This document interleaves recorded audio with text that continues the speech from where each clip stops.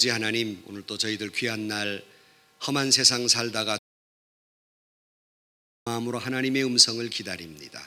귀한 자리 부족한 종을 세워주셨사오니 성령께서 임하셔서 말씀하여 주옵소서. 하나님의 음성을 듣는 소중한 시간이 되게 하여 주옵소서. 예수님의 이름으로 기도하옵나이다. 아멘. 최근에 회자되고 있는, 관심을 가지고 있는, 끌고 있는 영화가 한 편 있습니다. 김진무라고 하는 젊은 감독의 메가폰을 잡고 김인권 씨가 주연을 한 신이 보낸 사람이라고 하는 영화입니다. 개봉된 지가 이제 막 석 주 됐습니다마는 이 영화는 북한의 지하교회의 이야기입니다. 주인공이 이 종교적 탄압을 받고 있는 지하교회의 교인들을 탈북시키는 과정을 그린, 그 속에 인권이 유린되고 그리고 탄압을 받는 이야기들로 구성된 그런 영화입니다. 물론 굳이 이 영화가 기독교 영화냐 묻는다면 굳이 기독교 영화라고 주장은 하지 않지만 분명히 이것은 기독교의 이야기가 그려져 있습니다. 이 영화는 유엔 인권이사회 스위스 제네바에서 상영될 것으로 예정돼 있고 개봉 2주 만에 30만 관객을 동원하고, 뭐 많은 숫자는 아니지만 그래도 박스 오피스 5위에 해당하는, 그리고 항상 매 회마다 그 관객의 수가 가장 1위로 통계되고 있는 영화입니다. 뭐 서울 같은 교회에서는 아마 단체로 이렇게 관람을 하고 있는 것 같습니다. 여러분도 뭐 이것이, 이런 영화는 길게 상영을 안 해요. 그래서 전주에서는 롯데 시네마에서 하는 것 같은데요. 여러분 한 번쯤 가서 보시는 것도 좋고요. 이런 영화는 돈을 내고 보셔야 됩니다. 그래서 이런 좋은 영화나 이런 영화가 더 많이 만들어질 것이 한편의 또 문화선교도 되는 겁니다. 그래서 저희 교역자들 전원 제가 화요일 날 한번 쏜다고 그랬어요. 다 표는 내가 사줄 테니까 화요일 날 오후에 다 가서 보기로 했습니다. 거기서들 만나요, 다. 그래서 이 영화를 보면서 종교의 자유, 인권의 탄압, 뭐 이런 것들을 많이 생각하게 됩니다. 지금도 북한에는 지하 교회가 약 20만 명이 있다고 합니다. 어느 분이 이런 말을 했다고 해요. 저 두만강물이 마르면 그 밑에서 무엇이 발견되는 줄 아십니까? 자, 두만강물이 다 말라버리면 거기에는 성경이 있을 것입니다. 왜냐하면 신앙의 자유를 찾아서 성경 한 권 품에 안고 두만강을 넘다가 죽은 사람들이 놓친 성경이 가득할 것입니다. 그런 이야기를 하고 있습니다. 놀란 것은 TV에 며칠 전에 한 아나운서가, 여자 아나운서가 그러더라고요. 깜짝 놀랐습니다. 이번 올림픽 때 김연아 씨가 마지막 스케이트를 타는데 그 북한에 있는 교인들이 일주일간 금식기도 했다는 겁니다. 사실 여부는 알기 어렵지만 방송에서 나와서 한 얘기이기 때문에 근거가 없는 이야기는 아니라고 생각을 합니다. 우리 한국의 예루살렘, 평양에서 정말 자유롭게 찬송을 부를 날이 빨리 왔으면 하는 생각과 그 지하에 숨어서 예배드리는 그 기독교인들에 대한 안타까움이 우리 마음속에 깊이 남게 됩니다. 지금도 북한은 여러 가지 열악해서 영아 사망률 30%, 그러니까 3명 중 하나는 죽는다는 거죠, 굶어서. 그 산모들이 먹은 게 없기 때문에 젖이 나오지 않아서 이 한국 초코파이를 숨겨놨다가 이놈을 으깨서 아이들이 배고프니까 우유를, 젖이 없으니까 그걸 개서 아이들에게 먹이는 나라. 오늘의 북한의 현실이고, 또 미국의 국무장관인 존 케리가 북한은 악 중에 악이라고 이야기하는 그런 북한 땅을, 우리 동포들을 생각하면 눈물이 나지 않을 수 없고 마음 아프지 않을 수 없습니다. 애통한 마음이죠. 오늘 본문에 주님은 우리에게 말씀하십니다. 애통하는 자는 복이 있나니라고 말씀을 하고 있습니다. 오늘 이 애통, 이런 사람들을 보면서 또 우리 마음이 아프고 이런 애통하는 마음은 복이 있나니, 이것은 성경에 나타난 파라독스, 이 아주 대표적인 역설적인 이야기가 바로 오늘 본문의 말씀입니다. 아니, 우는 자가 행복하다니, 이 뭔가 말이 되질 않는 것 같고, 슬퍼하는 자가 기뻐할 수 있다니 이게 말이 되는 것인가?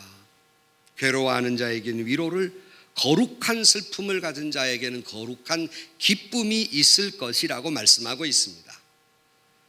이 본문의 말씀을 누가복음 6장 21절에 좀 더 쉽게 이렇게 말하고 있습니다. 이제 우는 자는 복이 있나니 너희가 웃을 것이라. 이렇게 좀 더 쉽게 풀어서 이야기하고 있습니다. 오늘 본문에 사용된 이 애통이라는 단어는 헬라어로 펜토스라는 단어인데요, 헬라어로 이 슬픔에 대한 표현이 약 9가지가 있다고 그래요. 그 9가지 단계의 슬픔 가운데에서 가장 깊은 슬픔, 이것이 펜토스, 오늘 본문에서 사용하는 이 애통이라는 말입니다. 다시 말하면 정말 심장이 끊어지는 듯한 아픔, 가슴이 애끓는 아픔, 가슴을 부수고 창자가 끊어지고 뼈가 녹는 것 같은 아픔, 이것을 애통이라고 말합니다. 근데 왜 예수님께서는 애통하는 자는 복이 있다고 말씀하실까? 팔복, 일반적으로 팔복이라고 말합니다만은 여러분에게 지난주에 예수님처럼 행복하기, 예수님처럼 행복하기, 지난 시간에 가난한 자는 그랬고, 몇 주 전에는 화평케 하는 자는 말씀을 드렸습니다. 그 세 번째 예수님처럼 행복하기, 그 세 번째 애통하는 자는 복이 있나니 라는 말씀을 통해서 다시 한번 이 애통에 대해서 말씀을 깊이 깨닫고 말씀 가운데 위로받고 새로운 힘과 희망과 용기를 갖는 오늘 본문의 말씀이 되시기를 주님의 이름으로 간절히 축원합니다. 첫 번째는 애통하다 하는 말이에요. 애통하다.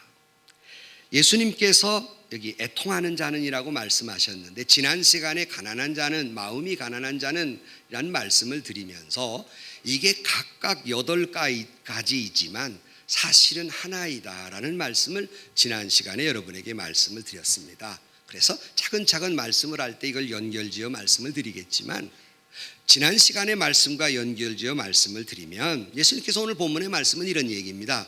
마음이 가난한 자는 애통하는 자가 된다는 것이에요. 마음이 가난한 자, 이 말씀을 옥하는 목사님은 이렇게 표현하고 있습니다. 심령이 가난한 자가 토하는 영혼의 거룩한 탄식이라고 말해요. 다시 말씀드립니다. 심령이 가난한 자가 토하는 영혼의 탄식, 이것이 애통이다 그랬어요. 다시 말하면 하나님 앞에서 내가 마음이 가난한 빈 마음이 된 사람은 애통이 따라오게 돼 있다는 겁니다.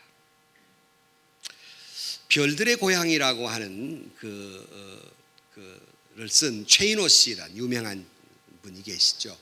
이분이 쓴 사랑아 나는 통곡한다라고 하는 다른 책이 있는데요, 사랑아 나는 통곡한다는 내용에서 그는 이렇게 이야기하고 있습니다. 나는 통곡하며 살고 싶다. 그러니까 나는 대충 생활도 대충, 만남도 대충, 일도 대충 그렇게 살고 싶지 않다. 나는 모든 일에 통곡하는 그런 열정을 지니고 살고 싶다. 어찌 사랑뿐이겠는가? 나는 친구와도 통곡하며 사귀고 싶다. 또 꽃 한 송이를 보아도 통곡하며 보고 싶고, 내 아들과 딸들의 통곡하는 아버지이고 싶으며, 아내와도 늙어 죽을 때까지 통곡하며 살고 싶다. 하나님도 통곡하며 믿고 싶다. 이것이 최인호 씨가 사랑아 나는 통곡한다라는 책에 쓴 글입니다. 여러분 어떻게 생각하십니까? 여러분 어떻게 지내고 있습니까? 사람을 보거나 사물을 보거나 그와 같은 대충이 아니라 그와 같은 애정과 그와 같은 정열과 그와 같은 감격의 인생을 살아가고 있습니까? 아니면 감동할 것도 없고 통곡할 것도 없고 눈물 흘릴 것도 없고 감정이 말라버리고 눈물이 말라버린 사람. 여러분, 그런 사람을 사람이라고 할 수 있겠습니까? 감동과 정열이 없는 사람은 그 안에 진실도 없는 겁니다. 그 안에 진실이 없기 때문에 감동도 없는 거예요. 애통함도 없는 거예요. 느낌이 없는 거죠. 마치 죽은 사람처럼 죽은 사람은 바늘로 찔러도 느낌이 없어요. 그러므로 이런 것이 없는 사람은 사람이 아니라 할 수 있겠습니다. 물론 이런 사람에게는 사람이 아니기 때문에 위로할 것도 없지요. 눈물을 안 흘리기 때문에 감동도 없기 때문에 위로받을 일도 없지요. 이런 사람 우리는 인간이라고 할 수 있겠습니까? 인간이 아니지요. 비인간화된 세상을 잘 이야기하고 있습니다. 그래서 요즘 사람들은 어린아이 때부터 보면 IQ가 얼마나 높은지 영리하기가 그지없어요. 문제는 EQ, 감성이 감동을 잃어버린 세대라고 말할 수 있겠습니다. 울지도 못하고 울 힘도 없고 울 마음도 없고 울 뜻도 없고. 그러나 여러분, 좋습니다. 이것이 오늘 각박한 세상을 사는 세상 일이라고 생각하십시다. 교회 밖의 일이라고 생각하십시다. 그러면 오늘 우리가 교회 안에 들어와 있습니다. 그러면 오늘날 교회 안에는 감격이 있고 감동이 있고 눈물이 있습니까? 심각한 것은 교회 밖은 그렇다 치고 오늘날 교회 안에서조차 눈물을 찾아보기가 힘들다는 이 비극적 현실에 우리는 마음 아프지 않을 수 없고 또 다른 애통을 느끼지 않을 수 없습니다. 교회마저도 삭막해버린 비인간화, 비인격화 되어버린 오늘날 교회의 모습을 생각하지 않을 수 없습니다. 저희들 어렸을 때 학창시절에 또 우리도 몇 주 지나면 성찬 예식을 하게 됩니다만은 성찬 예식을 하려 치면 작은 교회들이기 때문에 저도 고등학교 때부터 찬양대 이 낮예배 찬양대 어른들과 같이 찬양을 부르곤 했습니다. 성찬 예식이 거행이 되면 찬양대는 고요하게 허밍이나 찬양을 부르는데 이런 찬양을 불렀어요. 찬송가 141장 웬 말인가 날 위하여 주 돌아가셨네. 이 벌레 같은 날 위에 큰 해 받으셨네. 내 지은 죄 다 지시고 못 박히셨으니 웬일인가 웬 은혜인가 그 사랑 크셔라. 나 십자가 대할 때 그 일이 고마워 내 얼굴 감히 못 들고 눈물 흘리도다. 늘 울어도 눈물로써 못 갚을 줄 알아 몸밖에 드릴 것 없어 이 몸 바칩니다. 이렇게 찬양을 부르면서 눈물이 나서 찬양을 계속할 수 없고 그 감격의 감동에 그리고 이 성찬 예식을 참여하게 됩니다. 그러나 오늘날 성찬 예식을 보면 이런 감동도 이런 감격도 이 은혜에 대한 감동도 없이 죄송한 말입니다만 힐떡거리면서 성찬 예식을 참여하는 걸 보면 마음이 아프지 않을 수 없어요.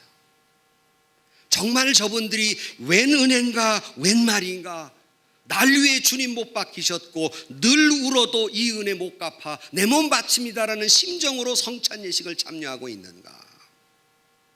아무런 느낌이 없어요. 그냥 형식에 지나가는 거예요. 대충 하는 거예요. 여러분, 그 성찬 예식에 참여하며 눈물 흘릴 때 눈물 흘리는 자에게 주시는 하나님의 특별한 은혜가 있어요. 감동이 있습니다. 그리고 그 속에 위로가 있어요. 하나님의 성찬 앞에 울어보지 않는 사람은 알 수 없는, 도무지 알 수 없는 크고 비밀스러운 은혜, 감동, 위로, 축복이 있어요. 교회가 잊어버렸어요. 교회마저도 눈물이 메말라진 세상. 물론 우는 것이 기독교의 전부는 물론 아닙니다. 애통하는 것이 기독교의 기본이 아니에요. 하나, 마른 눈을 가진 교회와 젖을 눈을 가진 교회에 어느 쪽이 더 은혜가 넘치겠습니까? 오늘날 60년대, 70년대 우리들이 은혜 받던 시대에 그 교회의 애통의 눈물을 오늘 교회에서 찾아보기 힘듭니다. 눈물이 말라버렸어요. 아랍 속담에 햇빛만 쏟아지는 곳은 사막이 된다 그랬어요. 물론 저도 설교를 할 때 유머를 쓰고 여러분에게 때로는 여러 가지 말씀을 하지만 감동이 없고 눈물이 없는 심정은 사막이 될 수밖에 없어요. 비인간화될 수밖에 없어요. 감동이 있을 수가 없지요. 감격도 물론 없습니다. 그러기에 은혜도 없는 거예요. 그러기에 깨닫지도 못하는 거지요. 어떤 이에 글에 보면 신앙생활은 눈물을 먹고 자란다 그랬어요. 눈물의 골짜기를 통과하지 아니하고 믿는다고 하는 신앙은 값싼 신앙이라는 것이죠. 울어보지 않는 신앙인은 천박한 신앙이라는 겁니다. 예수 믿고 나서 하나님 앞에 진지하게 울어본 사람만이 차원 있는 신앙생활을 한다 할 수 있겠습니다. 왜냐하면 내가 주님 앞에 울어본 사람만이 올바른 신앙으로 우리를 신앙의 본질로 인도하기 때문입니다.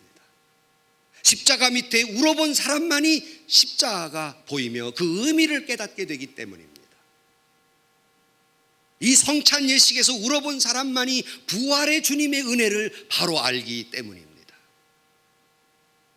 애통하는 자는 복이 있나니. 그러므로 우리 주님이 그러기에 애통하는 자가 행복하다.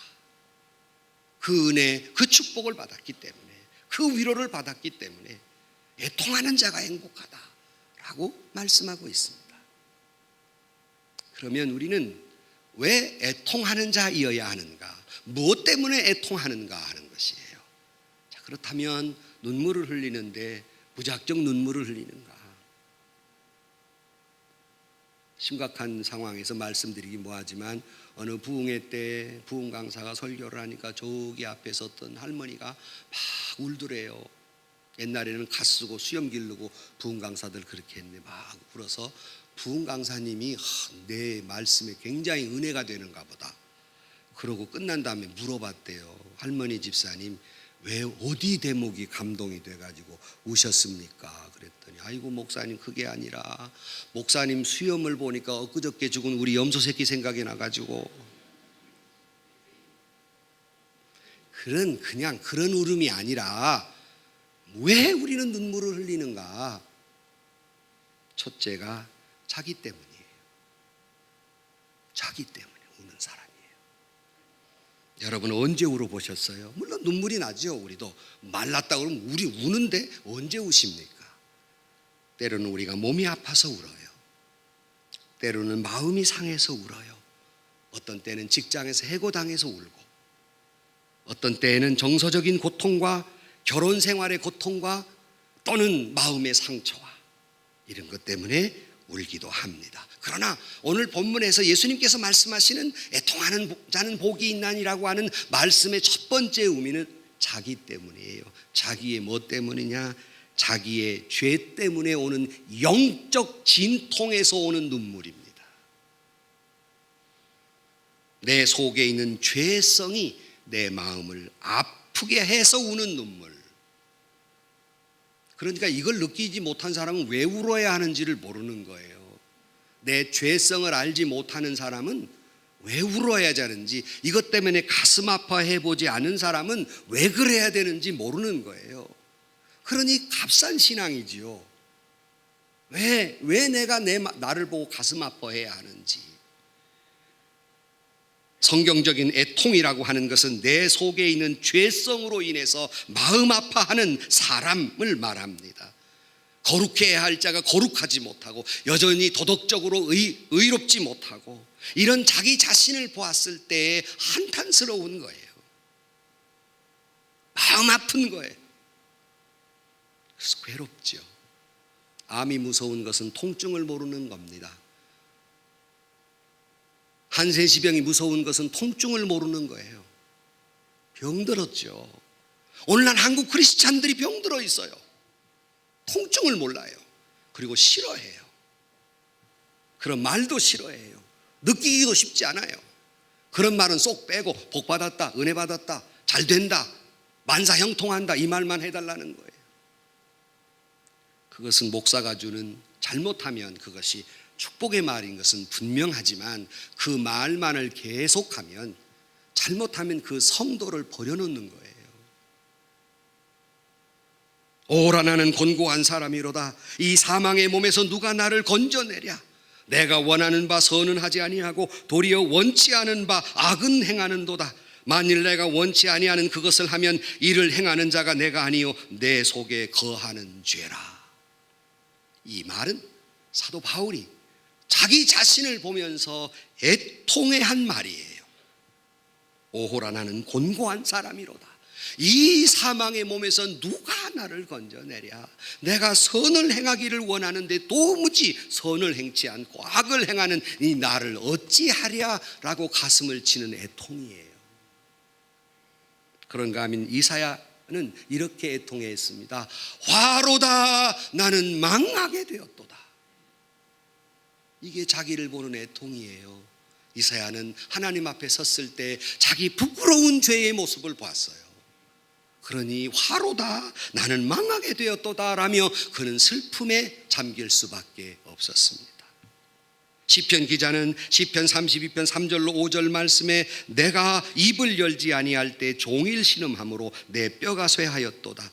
주의 손이 주야로 나를 누르시오니 내 진액이 빠져서 여름 가뭄에 마름같이 되었나이다. 내가 이르기를 내 허물을 여호와께 자복하리라 하고 주께 내 죄를 아뢰고 내 죄악을 숨기지 아니하였더니 곧 주께서 내 죄악을 사하셨나이다 셀라 그랬습니다.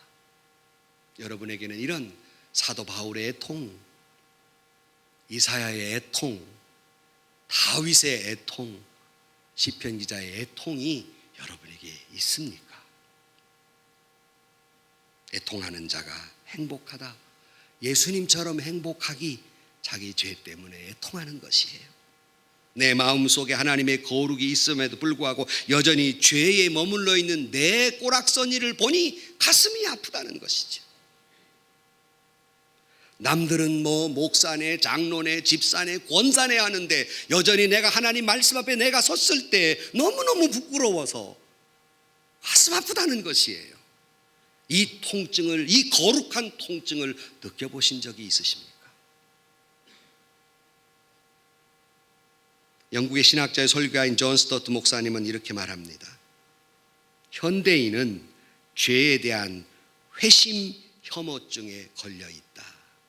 다시 말하면 오늘 크리스찬들이 회개에 대한 혐오증에 걸려 있다는 거예요. 그래서 목사가 이런 설교를 하면 진부한 설교고 옛날 스타일 설교고, 지금 설교는 그렇게 하면 안 되고, 저는 우리 교인들에게 여러 번 직접 들었어요. 목사님, 세상을 살다가 너무 스트레스 쌓였는데 교회 와서 마저도 막 죄 그러고 그러면 교인들 스트레스 쌓여가지고 안 나오니까 좋은 말만, 그냥 좋은 말만 하세요.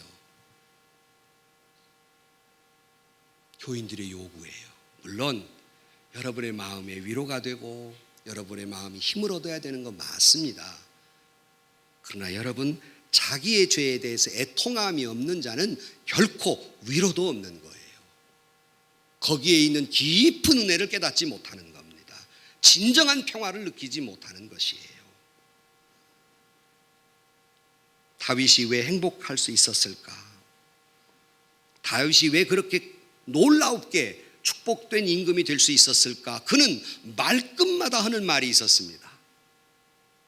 그 말이 뭐냐면 내가 여호와 앞에 범죄하였나이다였어요. 그는 그와 같은 회개가 있었길래 그는 행복할 수 있었고 위대한 왕일 수가 있었습니다. 여러분, 분명히 알아야 할 것이 있어요.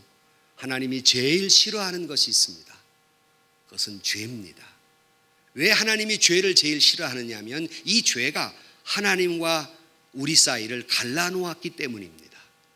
축복의 땅에서 쫓겨나고 육신은 죽음이라고 하는 저주가 우리에게 왔기 때문에 하나님은 이 죄를 가장 싫어하십니다. 그러므로 우리가 회개하기를 원하세요. 회개라고 하는 것은 자기를 깨뜨리고 자기 자신이 꾸짖고 그리고 아파하는 직선적이고 절대적인 고백이에요. 회개는 자기가 자기 자신을 꾸짖는 거예요. 사도 베드로는 3번씩이나 주님을 부인했지만 그러나 그가 베드로일 수 있었던 것은 십자가를 거꾸로 지기까지 충성할 수 있었던 것은 그가 회개했기 때문입니다. 닭이 울 때마다 통곡했기 때문이에요. 저는 늘 성경을 본문을 읽으면서도 참 다행이다 싶은 것이 있어요. 그게 뭐냐면 만약에 예수님이 애통하는 자는 복이 있나니 그렇게 말씀하지 않고 너희 중에 죄 없는 자가 복이 있나니 그랬으면 우리는 다 불행에 빠질 거예요. 왜냐하면 죄 없는 사람이 아무도 없기 때문에. 다행인 것은 예수님께서 죄 없는 자는 복이 있다 이렇게 말씀하시지 않고 죄는 있을 수밖에 없는 걸 주님은 아세요.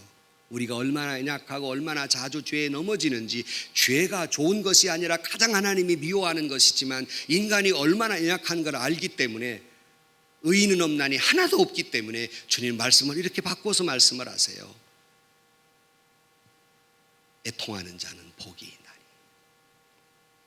죄를 지을 수밖에 없는 연약한 인간이지만 자기 죄 때문에 마음 아파하고 자기 죄 때문에 통절히 느끼는 사람이 복이 있나니 그랬는데 오늘의 비극은 죄를 깨닫지 못한다는 거예요. 그 말을 듣고도 싶지 않다는 거죠. 이것이 오늘 한국 교회의 불행이고 그렇기 때문에 은혜도 없고 감동도 없고 열정도 떨어진 것이에요. 토마스 왓슨이라고 하는 청교도 시대 유명한 설교가가 이렇게 말했습니다. 눈물의 골짜기를 지나지 않고는 낙원에 이를 수 없다 그랬어요.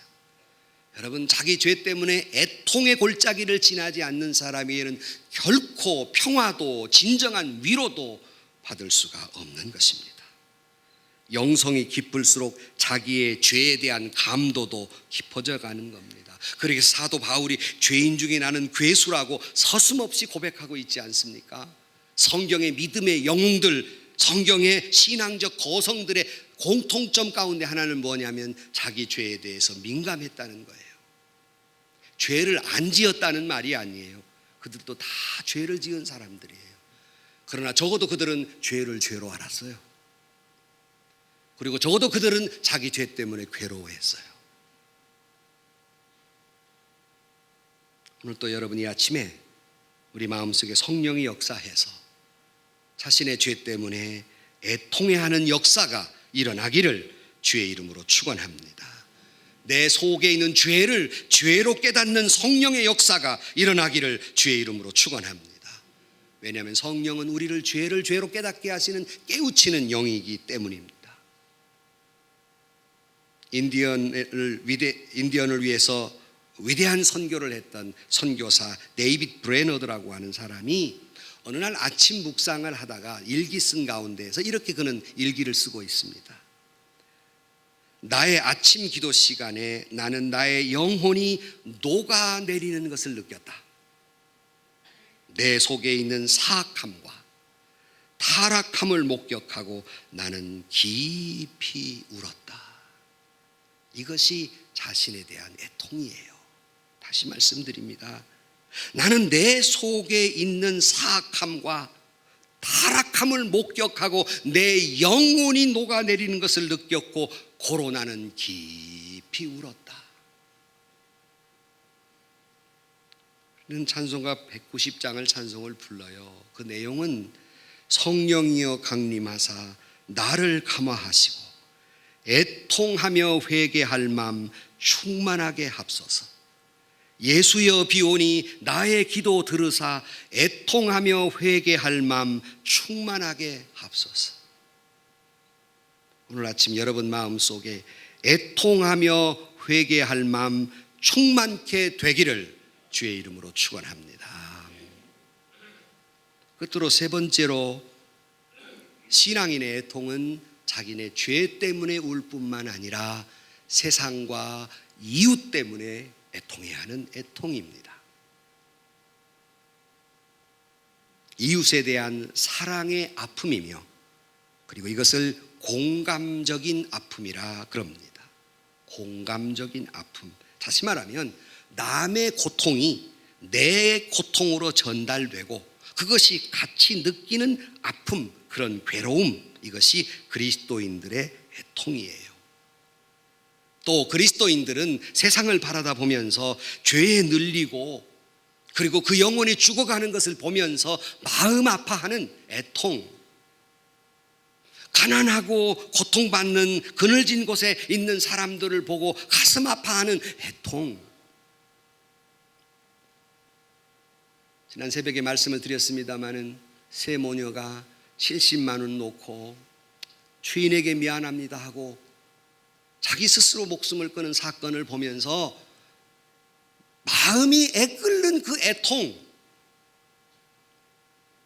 TV에서 아프리카의 어린 생명들이 그 우유죽을 못 먹어 죽어가는 빼빼 말라 비틀어진 모습을 보면서 창자가 끊어지는 듯한 애통, 눈시울이 적셔지는 애통, 이것이 크리스찬의 애통입니다. 로마서 12장 15절 말씀에 우는 자들로 함께 울라 그랬어요. 하지만 오늘날 얼마나 비정해졌는지, 예수님 말씀하신 대로 피리를 불어도 춤추지 않고 곡을 해도 함께 울어주지 않는 이 세대들이요, 오늘 현대인들은 남의 고통을 외면해 버리는 풍조가 있어요. 고개를 돌려버려요. 이웃의 고통이나 아픔을 신경 쓰지 않는 무신경, 무정함, 무관심, 산무시대예요. 제가 언젠가 말씀드린 대로 강호동 씨가 나왔던 1박 2일에서 뭐 복불복인지 뭐니라면서 강호동 씨가 가끔 외치는 소리가 있습니다. 나만 아니면 돼 그래요. 자기만 아니면 돼요. 이게 오늘을 사는 현대인들을 극명히 보여주는 거. 나만 아니면 되는 거예요. 그러니 남의 슬픔에는 전혀 관심이 없는, 나만 편하면 된다는 식의 생각이 팽배해 있는 세상에 우리가 살고 있습니다. 그래서 노예를 해방시켰던 아브라함 링컨이 이렇게 말합니다. 남의 등에 떨어지는 채찍의 고통을 느끼지 못하는 사람들을 나는 불쌍히 여긴다. 노예 등에 채찍에 맞는 것을 보면서 내 아픔으로 느끼지 못하는 사람은 불쌍하다는 거죠. 그 인간이 아니라는 거죠. 이태리 작가 이그나치오 실로네라고 하는 사람이 공산주의자였는데요, 그는 그 자신이 왜 공산주의자가 됐는가, 그 글에서 그는 이렇게 쓰고 있습니다. 소년 시절에 이분이 주일 낮 예배를 마치고 예배당 문을 막 나서는데 길바닥에 막 사람들이 막 난리 났는데 한 여인이 큰 송아지만한 소에 물려가지고 갈기갈기 찢기면서 처참한 상황이 벌어지고 있었어요. 울부짖고 있는 참담한, 온몸에 피투성이가 된 그 참담한 현실에서 아무도 그 개를 쫓아버리거나 그 여인을 구하려는 사람이 아무도 없다는 데서 그는 충격을 받았습니다. 왜 더 충격이냐면 바로 그 군중 속에는 대부분이 금방 예배를 마치고 온 크리스찬들이 대부분이었다는 사실에서 더 충격을 받은 겁니다. 아니, 금방 예배드리고 나온 크리스찬들이 한 여인이 큰 개에 물려서 고통스러워하는데 아무도 말릴 생각이 없는 거예요. 더군다나 이 여인이 너무나도 분해서 법에다 호소를 했는데 그 많은 군중들 가운데서 아무도 증인을 서지 않는 겁니다. 왜냐하면 그 개 주인이 그 지역의 유력한 사람이고 후환이 두렵기 때문에 아무도 증언을 서주지 않는 모습을 보고 나는 그리함으로 공산주의자가 됐다. 여러분, 공산주의는 그냥 생기는 게 아닙니다. 교회가 교회답지 못하면 공산주의가 생기는 거예요. 증거로 러시아가 공산화될 때 당시 교회가 얼마나 타락했는지 우리는 말을 많이 안 해도 역사가 증명하는 것입니다. 그리스도인들이 세대를 보고 이러한 사랑의 아픔이 없을 때 세상은 점점 더 타락할 수밖에 없는 겁니다. 주위에 굶주리고 죽어가는데도 아무런 감각 없이 멍청하게 뉴스는 뉴스일 뿐 나만 잘 살면 된다고 생각하고 10만 100만 명이 죽어가도 아무런 감정이 없는 사람들, 멸망으로 죽어가는 영혼들을 보면서도 마음에 그림자도 없는 사람들, 바로 그리스도인으로서의 아픔입니다. 적어도 우리 믿는 사람들은 이러한 이웃에 대한 아픔, 사랑에 대한 아픔이 있어야 해요. 시편 119편 136절에 보면 그들이 주의 법을 지키지 아니하므로 내 눈물이 시냇물같이 흐르나이다. 자기 때문이 아니라 다른 사람들이 하나님의 말씀대로 살지 아니하므로 자기 눈이 시냇물처럼 흘렀다고 하는 것입니다. 이것이 세상과 이웃을 향한 크리스찬의 애통이에요. 그래서 예레미야는 자기 민족이 하나님을 떠나서 멸망하게 가고 있는 그 모습을 보면서 그는 눈물을 얼마나 흘렸길래 그의 별명이 눈물의 선지자입니다. 울면서 호소했어요. 여러분, 오늘 이 민족이 살 길은 바로 이러한 사람이 필요해요. 이 민족의 타락한 모습을 보면서 눈물을 흘리는 사람, 이웃의 고통을 보면서 눈물을 흘리는 이 한 사람이 오늘 절실히 필요한 시대입니다. 이스라엘은 예레미야의 이 한 사람의 눈물 때문에 70년 후에 이 모든 것이 회복되는 것을 역사적으로 볼 수 있습니다. 예수님은 이웃의 아픔을 보면서 민망히 여기셨다, 통곡하셨다 그랬는데 그 내용도 똑같이 창자가 끊어지는 아픔이었다는 거예요. 예루살렘의 멸망을 예고하면서 예수님은 엉엉 우셨다. 이것이 자기 민족을 향한 애통, 이웃을 향한 애통이에요. 저와 여러분 마음속에 이 사막같이 삭막하게 된 이 마음속에 성령의 역사함으로 말미암아 죽어가는 이웃과 죽어가는 세상을 향해서 애통함이 있는 저와 여러분들이 되시기를 주의 이름으로 간절히 축원합니다.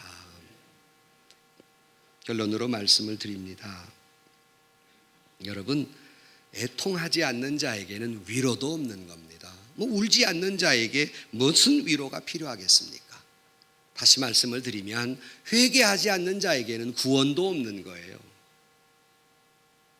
진정으로 회개하지 않는 자에게는 하나님이 위로를 베풀고 싶지만 위로할 길이 없는 거예요.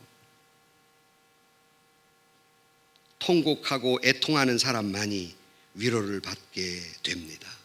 통곡하고 애통하는 사람만이 그 영혼이 깨끗하게 되고 마음이 열리고 생각이 맑아지고 하나님의 위로하심이 강물처럼 그 마음속에 흐르게 되는 것입니다. 여기 위로를 받다라는 헬라어로는 파라칼레오라는 말인데요, 파라칼레오란 말은 하나님의 따뜻한 사랑이 다가온다 그런 뜻이에요. 하나님의 따뜻한 사랑이 다가온다. 내가 애통해하고 울 때 하나님의 따뜻한 사랑이 다가온다. 여러분, 그런 것을 체험하신 적이 있으십니까? 하나님 앞에 깊이 뭐라고 말할 수 없는 깊은 고통 속에 주여라고 주님을 찾을 때 종종 저 자신이 체험하는 하나님의 거대하고 부드러운 사랑이 저를 감싸고 있는 그 느낌, 이것이 애통하는 자의 위로하심입니다. 어거스틴은 그래서 참회록에서 이렇게 말합니다. 나는 죄를 깨달을수록 점점 더 비참해졌습니다. 그러면 그럴수록 주님은 나에게 점점 더 가까이 다가오고 있으셨습니다. 죄 때문에 내가 괴로워할수록 주님은 더욱 따뜻한 사랑으로 내게 다가오는 것입니다.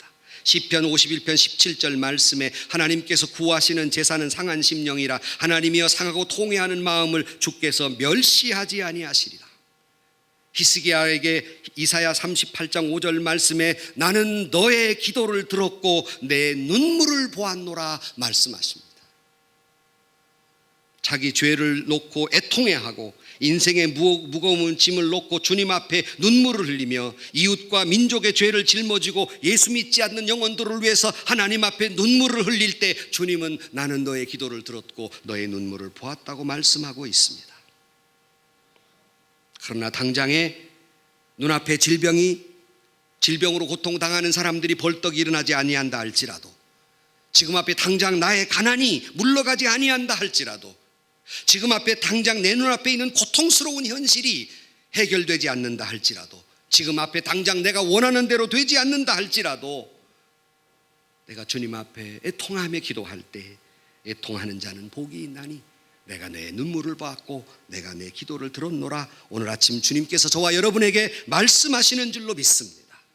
이 눈물을 아시는 주님, 오늘 또 살아계셔서 역사하심으로 말미암아 나와 함께 하시니 그 자체가 위로이며 그 자체가 소망이고 그것이 우리의 행복인 줄로 믿습니다. 하나님께서는 반드시 여러분의 그 눈물을 씻겨줄 날이 올 것이며, 하나님은 반드시 여러분의 자녀의 눈의 눈물을 씻겨줄 날이 반드시 올 줄로 믿습니다. 울음을 저주로 생각하지 마세요. 오늘 애끓는 고통이 그것이 저주가 아니라 오히려 하나님의 위로로 다가오는 축복의 시간으로 알고 애통하는 심정을 갖는 저와 여러분들이 되기를 주의 이름으로 축원합니다. 애통하는 자는 복이 있나니 저희가 위로를 받을 것이며. 기도하십시다. 하나님, 사막처럼 메말라버린 우리 마음 속에 애통하는 마음, 젖은 눈을 주옵소서. 세상에서 시달린 친구들아, 위로의 주님 바라보아라. 눈을 들어 주를 보라. 하늘의 모든 염려 주께 맡겨라. 슬플 때에 주님의 얼굴 보라. 사랑의 주님 안식 주리라. 힘이 없고